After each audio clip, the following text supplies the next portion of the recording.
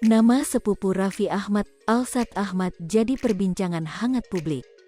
Baru-baru ini, ia seolah mengisyaratkan tengah menjalin hubungan dengan penyanyi Tiara Andini. Keduanya pun tak segan mengumbar kedekatan saat berada di Jember, Jawa Timur. Lantas siapakah sosok Alsat Ahmad? Dilansir Fame, Grid, Alsat Ahmad memiliki nama lengkap Alsat Kausar Ahmad. Ia merupakan pria kelahiran Bandung, tanggal 25 Juni tahun 1995. Sosok Alsat Ahmad mulai dikenal publik setelah memelihara berbagai macam satwa di rumah. Bahkan harga satwa yang dipelihara mencapai ratusan juta rupiah.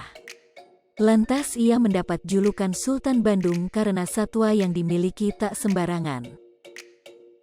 Alsat Ahmad tercatat sebagai lulusan Universitas Pajajaran jurusan akuntansi.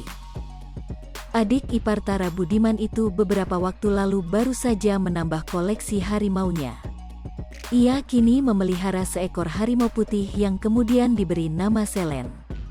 Diberitakan Kompas, Alsat Ahmad tak sembarangan dalam memelihara harimau. Selain Selen, Alsat Ahmad juga memiliki harimau yang diberi nama Esyan dan Jinora.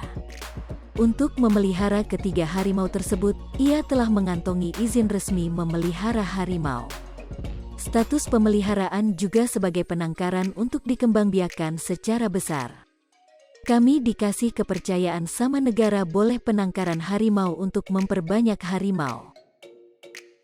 Jadi makin banyak harimaunya, makin jauh dari kepunahan, melestarikan, gitu, kata Alsat Ahmad. Nama sepupu Raffi Ahmad, Alsat Ahmad jadi perbincangan hangat publik.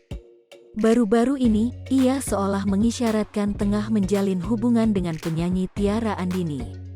Keduanya pun tak segan mengumbar kedekatan saat berada di Jember, Jawa Timur. Lantas siapakah sosok Alsat Ahmad?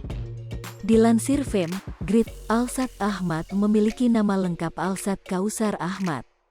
Ia merupakan pria kelahiran Bandung, tanggal 25 Juni tahun 1995.